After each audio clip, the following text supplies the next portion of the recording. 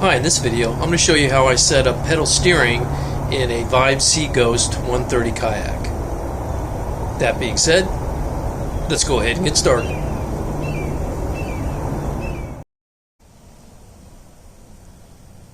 This is how I modified the stock pedals for use with my pedal steering. First thing I did was remove these two little metal clips that attach the toe section of the stock pedal, and then this just unsnaps from the back end of it here, and then I removed the stock cord used for the steering and replace it with a 1/8 inch diameter Dyneema cord, which is a much better cord. Then I just threaded it through the pedal, wrapped it around a couple of times, and tied it off. Now, in order to adjust the length of the steering cables, it's kind of hit or miss, basically. You just got to do a lot of experimenting. So what I do is I clamp it. I'll pick a hole setting, and then I'll clamp it to an area, and then I'll test the other side, and I'll keep going back and forth until I get it the way I want. And then also, this is the locking mechanism.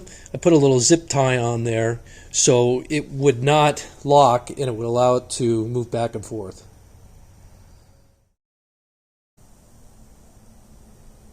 I want to go into a little more detail about how I set up the control lines on the bracket. So here's the frog eye, and that's where the stock cord goes through to connect to the rudder system here. Now typically that runs parallel with the top of the kayak, so there's usually not a problem with it causing any interference. But because I'm running this up here above the bracket to the control arm, you have to make sure that when you run this angle here, you don't make it so great that it rubs against the internal tube, causing damage or even to the kayak hull itself. And so what I did was I took this loop, which is just an M6 stainless steel loop, and it'll be listed with the parts, and I just set it using a clamp in different areas of the bracket. And where I finally decided to locate it was in here, and then I just drilled it out and used some lock nuts to hold it in place. Then I ran my control cord up through the loop up here to each side of the control arm, and that's how I set everything up. This is an overhead view of the bracket showing how I have the loops installed, and you can see that I just drilled a hole through here, and it's just got a little lock nut in there.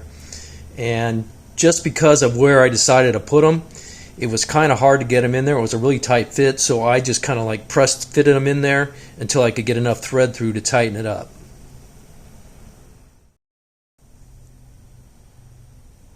I wanted to explain a little bit more about my design. Normally with the stock rudder system, you have the control line exiting the frog eye here, and it's parallel to the top of the hull of the kayak, and it goes straight back, and there's no interference issues. And if you want to use a trolling motor with the steering control arms, typically it has to be above this bracket here, otherwise you won't be able to use a lift or tilt system. So I've seen some where people will mount them underneath the bracket, and using the arms, then you have a nice parallel angle there, and you don't have any interference problems, but you can't use the lift system. So by doing this with the angles, I'm able to use my control arms above the bracket so I can still use a lift system.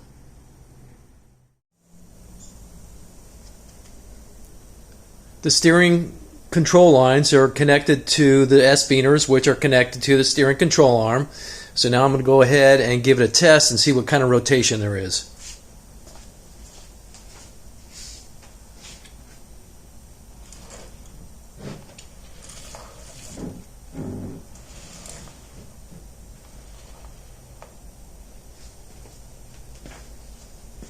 That amount of rotation is going to work just fine.